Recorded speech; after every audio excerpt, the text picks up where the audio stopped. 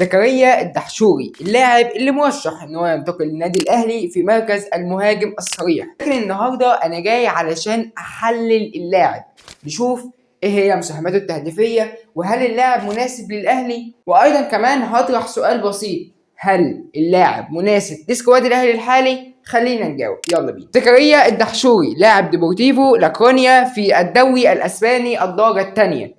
خلينا نتكلم بسرعه عن اللاعب. زكريا الدحشوري يبلغ من العمر 25 سنه، طوله 187 سم، قدمه المفضله وهي القدم اليمنى، وقيمته التسويقيه حوالي 1,200,000 دولار، 1,200,000 يورو، الله اعلم بالظبط ايه. نقول مساهماته مع النادي الحالي والمواسم اللي لعب قبل كده. موسم 24-25 لعب زكريا الدحشوري 16 مباراة، بدأ من خلالهم في 13 لقاء، سجل 4 أهداف ولم يصنع ولا تمريرة حاسمة. وفي موسم 25-26 في الدوري الأسباني الدرجة الثانية لعب زكريا الدحشوري 14 مباراة، بدأ من خلالهم في 8 مباريات، سجل 7 أهداف وصنع 3 تمريرات حاسمة. ولكن خلينا نرجع شوية ورا علشان نشوف زكريا الدحشوري في الدوري الهولندي الدرجة الثانية والدوري.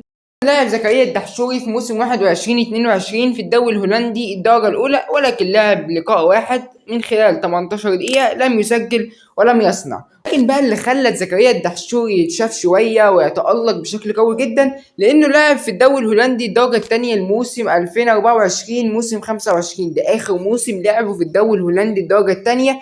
لعب قبل كده عدة مواسم في الدوري الهولندي الدرجة الثانية، لعب 23 لقاء، بدأ في 23 لقاء ساهم ب17 هدف وتمريرتين حاسمتين. لكن مش كل حاجة مساهمات تهديفية، أيضا اللاعب يمتلك مساهمات تهديفية كويسة جدا. ولكن بقى خلينا نسأل السؤال اللي ممكن يبقى مطروح عند كل أهلاوي: هل زكريا الدحشوري يستحق الانضمام للنادي الأهلي؟ خلينا نشوف.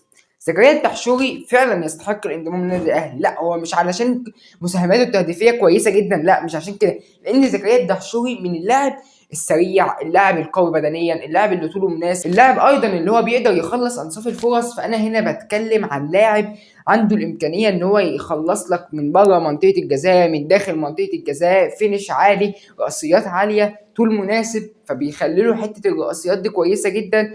لما الكره بتبقى في رجل زكريا الدحشوري بتبقى الكره فعلا عارف ازاي ان اللاعب ده ايجابي جدا على الجون.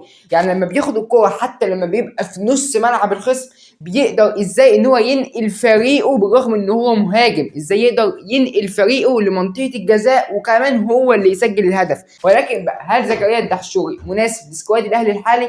اعتقد ان ده اكتر مهاجم مناسب لسكواد الاهلي الحالي.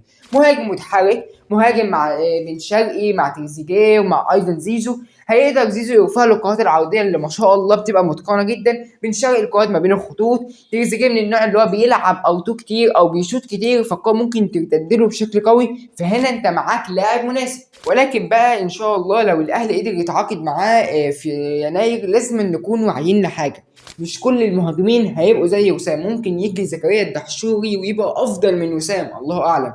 ولكن وسام ابو علي يتاقلم بسرعه لان اجواء الاهلي كانت هاديه، وحاليا الحمد لله اجواء الاهلي ايضا هاديه. فننتظر ان اللاعب لو فعلا الانباء اكدت عن اللاعب فان شاء الله يكون الفيديو موجود على القناه. ومن وجهه نظري الشخصيه بقى هو من افضل المهاجمين اللي الاهلي الى الان سمعتهم مرتبطين بنادي الاهلي. فلو انتوا حابين اعمل لكم مقارنه بزكريا الدحشوري واي مهاجم تاني اسمه مرتبط بالاهلي قولوا لي، وان شاء الله هعمل الفيديو. وما تنسوش تصلوا على النبي عليه افضل الصلاه والسلام، واللايك والاشتراك في القناه، والسلام عليكم.